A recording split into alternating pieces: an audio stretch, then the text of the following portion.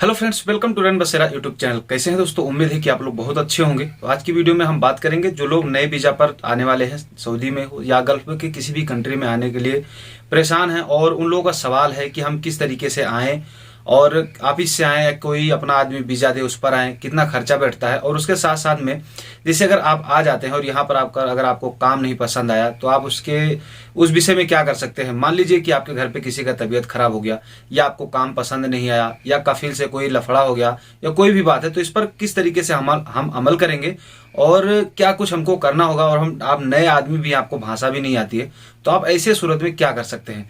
कुछ भाइयों का ऐसा भी सवाल है कि जिसे हुरूब मेरा लगा हुआ था और मैं जेल के द्वारा या तरहील में या एम्बेसी से होकर के आया हूं, तो मैं कितने दिन के लिए बैन हूं, और अगर मुझे बैन लग चुका है तो फिर मैं अगर दोबारा आना चाहूँ तो आ सकता हूँ कि नहीं आ सकता हूँ। दूसरी बात में यह है कि हुरूब में कैसे चेक करूं। तो ये बहुत सारी अपडेट होंगी इस वीडियो में। वीडियो हो सकता है थोड़ा सा बड़ा हो, लेकिन उम्मीद है कि ये वीडियो अगर आप पूरा देखेंगे तो आपको फिर दूसरी वीडियो की जरूरत नहीं पड़ेगी। तो आई होप कि वीडियो आपको बहुत बहुत ज्यादा पसंद आने वाला है। तो वीडियो को शेयर कर देना, और अगर अभी तक लाइक नहीं किया आपने तो वीडियो को लाइक करके भाई का सपोर्ट कर दीजिएगा। और चैनल को अगर अभी तक आपने सब्सक्राइब नहीं किया तो सब्सक्राइब करके बेल वाले आइकन को सेट कर लेना, क्योंकि मेरी हर आने वाली वीडियो का नोटिफिकेशन सबसे पहले आपके पास में पहुंच सके। तो चलिए वीडियो को करते हैं शुरू। सबसे पहले हम बात करेंगे कि नए वीजा पर हम किस तरीके से आए, और यहाँ पर अगर आते हैं तो हम किन बातों का हमको ध्यान रखना चाहिए, और अगर हमको काम ना पसंद है तो क्या करना चाहिए।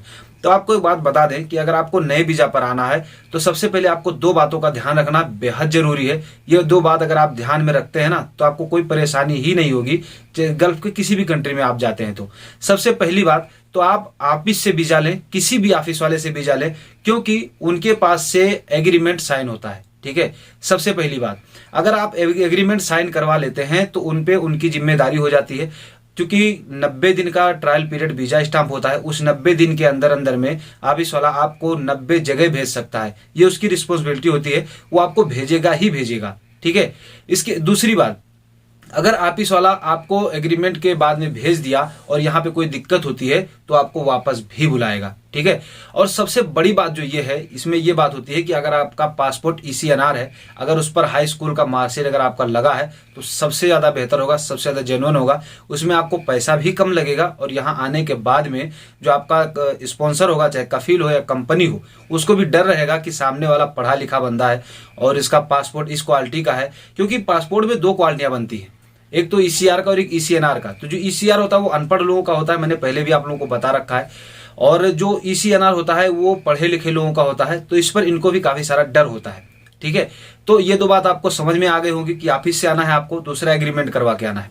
अब बात होती है कि अगर हम सऊदी पहुंच जाए, अपने देश से किसी भी देश से आप आ रहे हैं और आप सऊदी पहुंच गए, अब आपको यहाँ पर काम नहीं पसंद आया, मान के चलिए कि आपका कफिल जो है वो उसके पास में आपको पसंद नहीं आया काम, आप मजरा में मतलब आपको लेके आए मजरा में काम करवाने के लिए, आपसे ड्राइवरी करवा रहा है, अब आपको तो आता नहीं है, फिर परेशानी होती है। या आपको ड्राइविंग में लेके आया, आपको मजरा में छोड़ दिया, इस तरह में छोड़ दिया, या कोई भी अलग वाइज होटल वाइज में कहीं काम करने को छोड़ दिया, आपको काम समझ में नहीं आ रहा है, क्योंकि हर इंसान ऊब जाता है।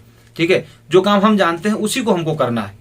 ठीक, लेकिन अब आदमी ऊब जाता है, तो ऐसे में हमको क्या करना चाहिए। अब आप कैसे घर जाएंगे, क्या करेंगे, तो देखिए इसके लिए कोई जबरदस्ती नहीं होती है। कहीं भी किसी भी देश के किसी भी कानून में ऐसा नहीं लिखा हुआ है कि आपसे जबरदस्ती काम कराया जाए।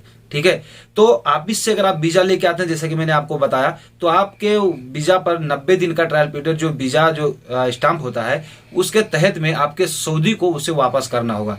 चाहे आप आपको अपने देश वापस करें, चाहे आपको जिस काम के लिए लेकर आया है उस काम के लिए रखा जा सकता है। यहाँ पर भी काफी सारे कानून बने हुए हैं जिनके तहत में आप जा करके उनसे बात भी कर सकते हैं। जैसे अपने एम्बेसी में भी जा सकते हैं या मकतब अमल में भी जा सकते हैं। अगर आपको नहीं पता है, टैक्सी पकड़िए, वहां जाइए, सारा कुछ आपको वहां पर मिल जाता है, पता चल जाता है। ठीक है, तो इसके लिए आपको टेंशन लेने की जरूरत नहीं है। हाँ, कफील हो या कंपनी हो, आपको डराते जरूर है, क्योंकि बहुत से लोगों ने आपको भी बताया होगा और आपने भी सुना होगा, मैंने भी सुना है कि कफील लोग बोलते हैं मेरा 10,000 खर्चा हुआ है, मेरा 5,000 खर्चा हुआ है, मुझे ये दे दो, उसके बाद हम तुमको भेज देंगे।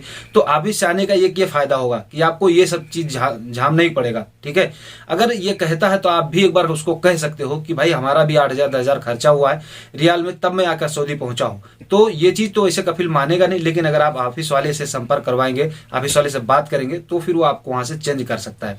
ठीक है। ये लोग अगर आपको उस ऑफिस से तीन ड्राइवर, 4 ड्राइवर या 3 वर्कर, 4 वर्कर अगर अपने पास लेकर आते हैं, वो चेंज करते हैं, उसके बाद से फिर ऑफिस वालों पर भी तनाव हो जाता है, इन पर भी दबाव बन जाता है, ठीक है। फिर इन्हें भी नहीं मिलता तो इन्हें भी डर होता है कि अगर हम तीसरे से चौथा आदमी कर लेंगे तो फिर हमें आने की जरूरत नहीं पड़ेगी, यानी कि हमें कोई आदमी नहीं मिलेगा, ठीक है। तो इसलिए ऑफिस यहाँ ज्यादा फायदेमंद रहेगा। अब बात होती है हुरूब की। यहाँ पर जैसे बहुत से भाइयों का सवाल होता है कि मेरे ऊपर हुरूब लग चुका था, मैं एम्बेसी से आया हूँ, तरहील से आया हूँ, मकतब अमल से आया हूँ, जेल द्वारा आया हूँ, क्या मैं दोबारा सऊदी अरब में आ सकता हूँ? तो पहली बात तो यहाँ पर 2-3 कंडीशन है जिनको आप जान लीजिए। पहला कंडीशन तो ये है कि अगर आपके ऊपर हुरूब पहली बात तो अब आज की डेट में सऊदी हुरूब लगा नहीं सकता अगर आप उसके पास में हैं तो, ठीक है। दूसरी बात यह है कि अगर आप मान लीजिए आप कपिल के पास से भाग गए और आपके ऊपर कपिल ने हुरूब लगा दिया और आपको 15 दिन के अंदर अंदर पता चल गया, तो आपका हुरूब यही कट सकता है। उसके लिए कोई टेंशन नहीं, कपिल आपके अपने अफसर से ही वो काट देगा। चलिए ठीक है, वो बात नहीं पता चला आपको और आपके ऊपर हुरूब भी लग चुका, आप अपने कपिल के पास से भाग भी गए। अब ऐसे में आपको क्या करना चाहिए? देखिए, अगर आप जेल के द्वारा जाएंगे, जेल में पकड़वा कर जाते हैं पुलिस से, तो आप हमेशा के लिए डिपोर्ट हो जाओगे, यानी हमेशा के लिए आपको बैन लग जाएगा। आप फिर दोबारा से सऊदी अरब में एंट्री नहीं कर सकते, सिर्फ और सिर्फ हज या उमरा करने के लिए कर सकते हो बस, ठीक है। वर्क वीजा पर आप कभी भी सऊदी अरब में एंट्री नहीं कर पाओगे। अब अगर बात होती है आप एम्बेसी से आते हैं या मकतब अमल से आते हैं, तरहील के द्वारा जाते हैं, तो ऐसी सूरत में आपको डिपोर्ट नहीं किया जाता है। इस पर आपके ऊपर 5 साल से 10 साल का बैन लग जाता है, ठीक है। अब ये 5 साल 10 साल में जब बैन लगता है, अब आप सोच रहे होंगे यार मेरा 5 साल हो गया, 10 साल हो गया, अब मैं पता कैसे करूं कि मेरा हुरूब कट गया कि नहीं कटा? तो देखिए, इस पर आपको अपने देश में, चाहे इंडिया हो या पाकिस्तान हो, अदर कोई भी देश हो, वहां पर ऑफिस वाले आपको समझाएंगे कि आप हमको 10,000 दो, 20,000 दो, मैं आपका हुरूब कटवा दूंगा, आपको डायरेक्ट वहां भेज दूंगा, कोई टेंशन नहीं होगी। तो ऐसे झांसा में ना आए, क्योंकि वहां से यहां आने के बाद में जैसे ही एयरपोर्ट पर आप पहुंचेंगे, आपका फिंगर लगेगा, पूरा डिटेल आपका खुल के आ जाएगा, आपको एयरपोर्ट से वापस कर दिया जाएगा, ठीक है। तो आपका पैसा भी जाएगा और समय भी जाएगा, सारा कुछ खसारा होगा, तो इसमें कोई फायदा नहीं है। हाँ, हुरूब का अगर पता करना है तो इसके लिए एक रास्ता है, आपका कोई जानने वाला हो अगर सऊदी अरब में, तो आप उसको अपना अकामा नंबर, पासपोर्ट नंबर दे करके और वो अपने मकतब अमल में जा करके वो पता कर सकता है कि आपका हुरूब खत्म हुआ कि नहीं खत्म हुआ, ठीक है।